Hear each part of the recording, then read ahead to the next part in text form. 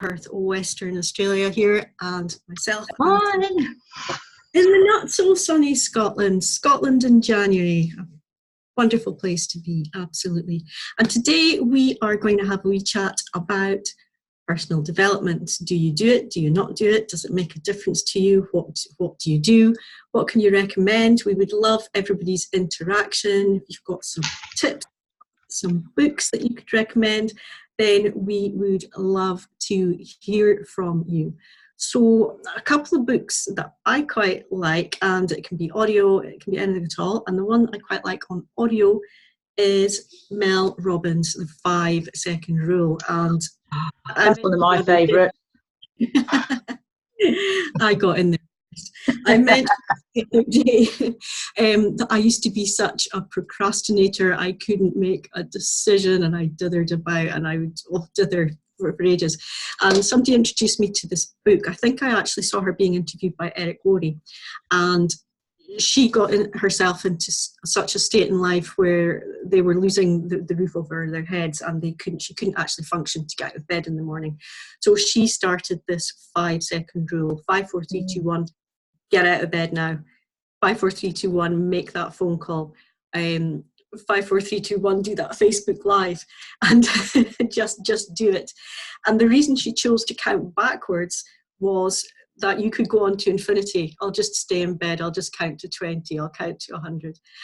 So it's a great book. It's a really good read. It's a fantastic audio, and it's something that I've kind of followed for the last couple of years. Yeah, I did it probably a good 12 months ago. I actually read it. Well, actually, no, I didn't read it. I do a lot of my books on Audible because I actually do a lot of it when I'm driving in the car. It's very hectic at home, so I don't tend to get time to sit down and read books. And I've just actually started to touch base on it again. So I've just started going through it again, and it's a great book to go through and actually recall everything and start using the process again. So I've actually found myself over the last few days starting to do the countdown: 5, 4, 3, 2, 1. And I've just and I noticed that she actually does a 31-day challenge where she gets you to do one thing a day. So I think the first day is actually having 24 hours where you actually don't think of anything negative. So if you start to think or go to say something negative, say in your head 5, 4, 3, 2, 1, and stop.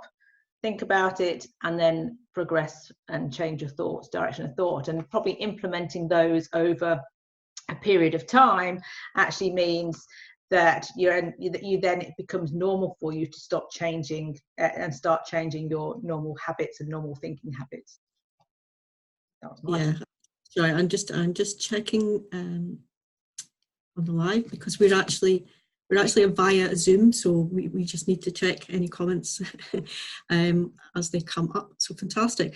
So absolutely, it's a great book. The other one, I've just got a couple here. I just picked up a couple, and I've got this one. It's very dog-eared, literally. My dogs had a go at it. How to Win Friends and Influence People by Dale Carnegie. Now, I heard about that book when people used to say, somebody would be rude and people would say, oh, how to win friends and influence people. I didn't actually realise that we'd had the book in the house for about 15 years. My husband had bought it, and it was in a box, and I dug it out and I read it, and I absolutely love it. It's one of these books that you can just dip in and out to. There's a lot of like moral stories, moral tales, and of how to treat people, and it really is an eye-opener. And it's a really old book. I'm not sure when it was first published, but it's even relevant today in our modern world of technology. The morality and how to treat people. It's never aged.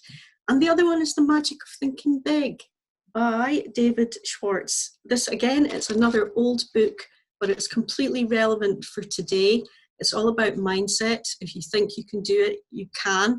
If you think you can't, then you're right. Yeah. So that's my couple of books. Mel Robbins, 5, 4, 3, 2, 1, The Magic of Thinking Big, and How to Win Friends and Influence People. Andrea, do you have another couple for us?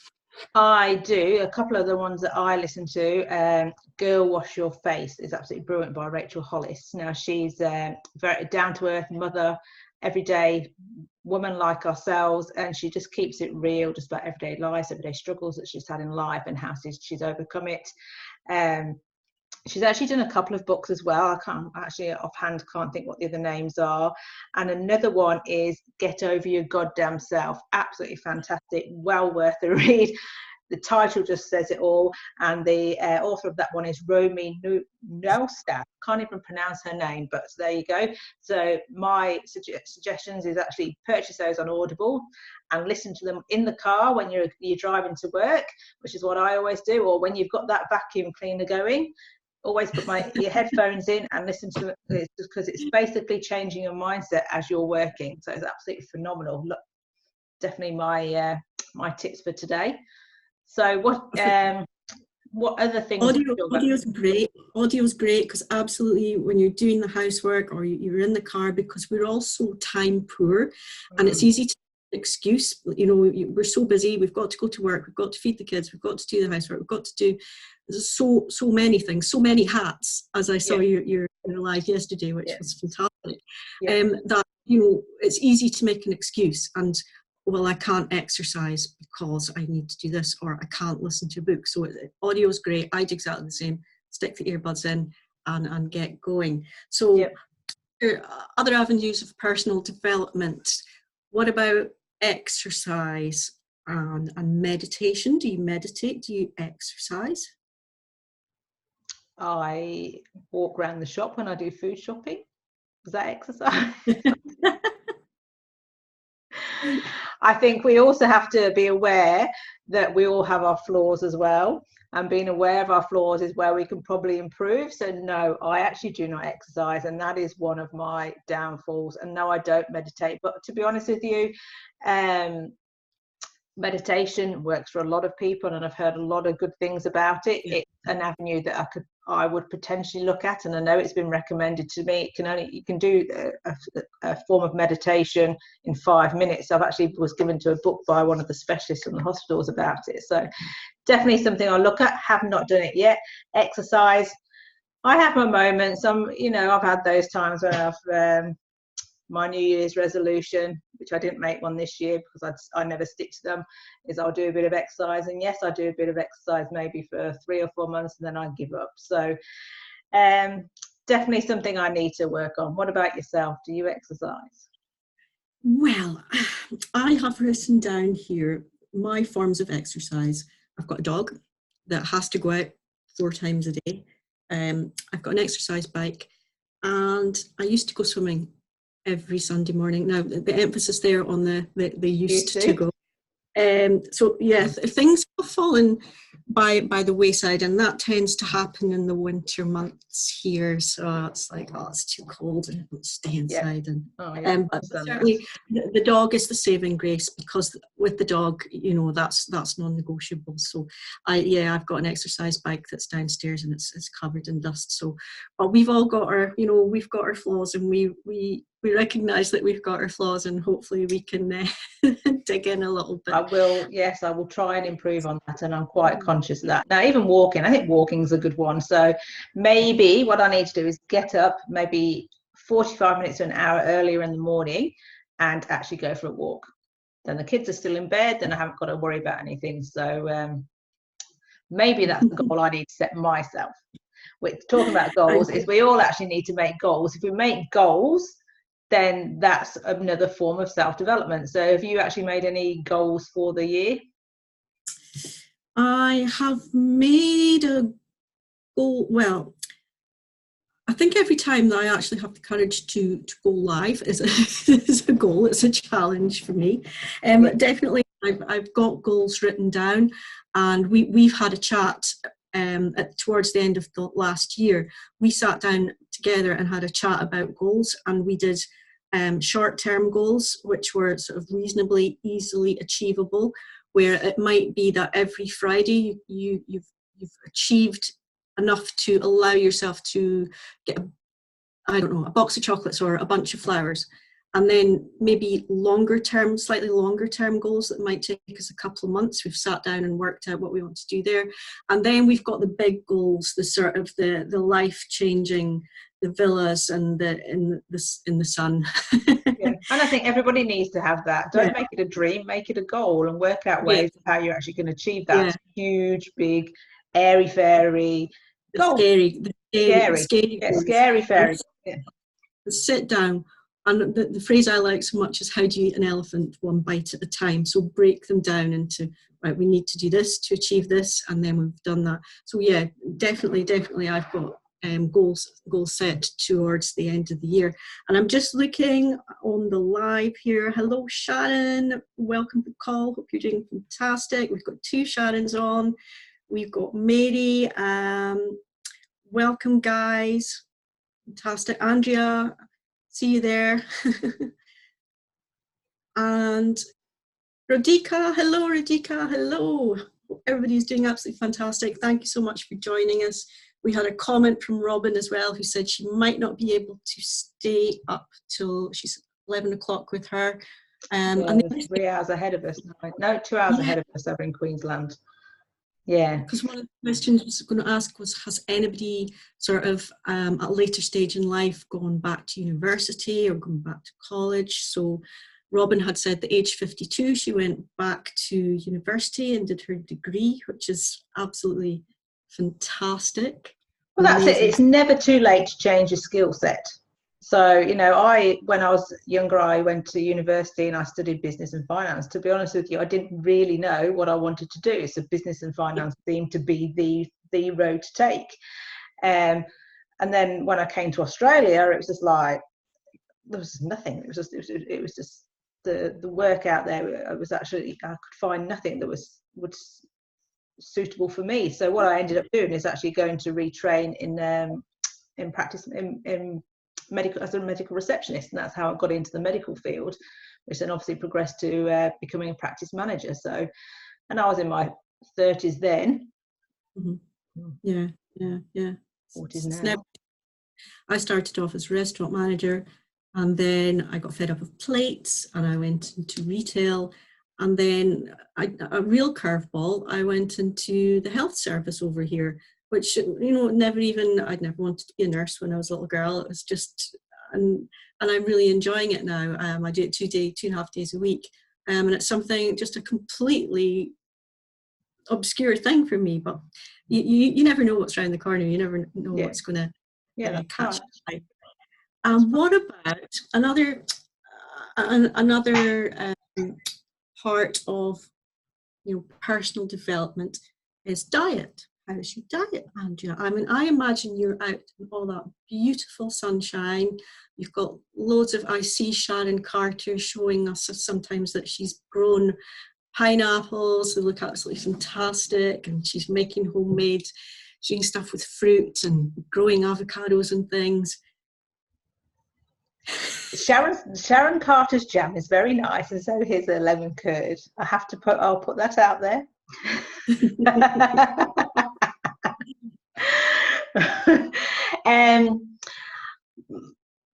My diet's up and down, I have to say. Coming off Christmas, I definitely had a chocolate diet.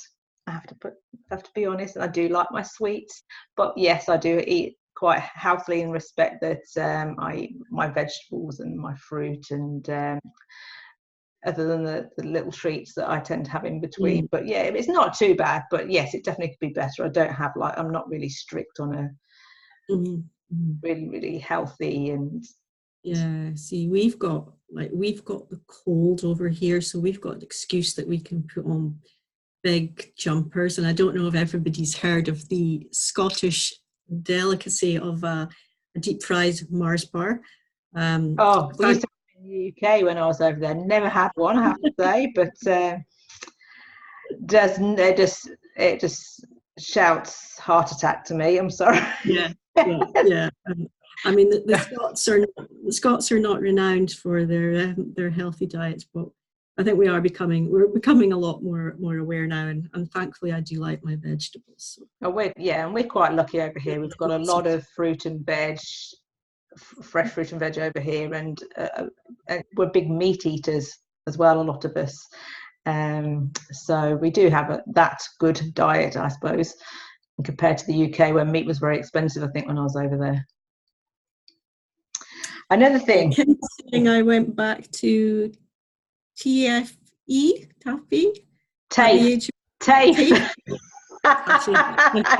That's probably college over in the UK. Let's get back to college. Amazing, that's fantastic. Yes, I've actually seen that on a Facebook that she's gone back to TAFE, which is excellent. Brilliant. Sharon's getting you some of that. Some of you sent over in our next batch. Fantastic. Hi, Sarah. Welcome to the call. Fantastic. So, yeah, what's everybody else's diet like? What do they like? What do they dislike? What exercise do you do? What do you not do? I think is that everything that we wanted to cover today? I think. What was the other thing I was going to ask you? Do you have a personal coach or mentor? Oh, I do. I have a life coach. I have had a life coach now, a life and business coach now since October last year. Mm-hmm. And I do find it very, very beneficial. He's not somebody who he knows his stuff. He's been through a lot in his life and he knows his stuff and he's had fantastic results. And he's not somebody that will judge me, but he's somebody that I know that when I know when I need to go and talk to him because I know that I need to kick up the butt because I'm not doing the things that I should be doing. So yeah, that's having a coach for me has been really, really useful. It's helped with my confidence. It's helped with sort of time management. And yeah, he's been invaluable on kind of like steering me on the right paths. What about yourself? What have you found? Well, yes, I do have a coach, and we actually have the same coach. Is there for those who obviously don't know? I started. I connected with him back in around October as well. Now, for me, it has been invaluable. It's actually taught me quite a lot, and it's somebody who probably holds me accountable. Over the last few months, I've had a really tough few months, and I've actually had to shut down to quite a lot of things. And he's always been there. He's always been touching base with me to make sure I'm all right and sort of pick me up, and he's there to support me along that journey. So for me, it's good to have somebody there to help me be accountable to things and to steer me in the right direction and pick me up when I need to be picked up as well. So yeah, definitely something to look at is to have like a life coach or somebody who you can rely on, I suppose, or turn to, like your friends as well, having friends who are there to support you and positive friends. Like you need to get rid of some of that negativity in life. Sometimes negative people can really bring you down, so actually probably changing your friendship group or just finding more of a positive influence in your life actually makes a huge difference. And I'm fortunate that I'm surrounded by quite a lot of very positive people, and a lot of people have sort of helped me along the last few months through everything that I've gone through. So fantastic. Yeah, and Sharon's making a great point there as well. Faith is personal development, whatever you believe in, and that is absolutely fantastic. Yes, Sharon, agree with you wholeheartedly. What doesn't matter what your belief is or where your beliefs lie, then, but that is something that a lot of people take a lot of comfort for. It gives them a lot of confidence, and yes, absolutely self-development there. Amazing. Okay. Have you got your hat? Have you got your hat there? Got my hat because on Tuesday we're going to be talking Aussie. On Tuesday we're going to have a really fun topic. I know we've got Australia Day coming up imminently, so I think we're going to be talking about the benefits of why have you guys, yourself, Sharon, Joe, a lot of these ladies have moved out to sunnier climes. What's the attraction? I think we all know the attraction, but we're going to talk about life in Australia, and I'm going to talk a little bit about, because we're pretty far, we're a few miles apart, let's be honest. Just a few. You're in the sun, I'm in the snow. There's a lot of differences between our day-to-day lives. So on Tuesday, we're going to have a lot of fun. Please comment, let us know what you think, why, if you've moved to Australia from the UK or moved to Australia from another country, you know, what have you found? What cultural differences have you found? I know we've got something pretty funny. I know we've got Andrea made a revelation one day on I think it was a Zoom call. We're all sitting in the UK going. Maybe we'll talk about that one on Tuesday. So, you know, what sort of cultural things can even get lost in translation across the divide? So I think it will be a good one. And as always, it will be 1 p.m. in the UK, and it will be 9 p.m. in Perth, Australia. Fantastic. Oh, brilliant. All right. Have you got anything else you'd like to add? No, I think that's it for now. So it was great for everybody who joined us tonight. Thank you for joining us, and I hope you got a little bit of value out of what we had to say. And we look forward to seeing you on Tuesday. Absolutely fantastic. Thank you so much, everybody, and look forward to seeing you then.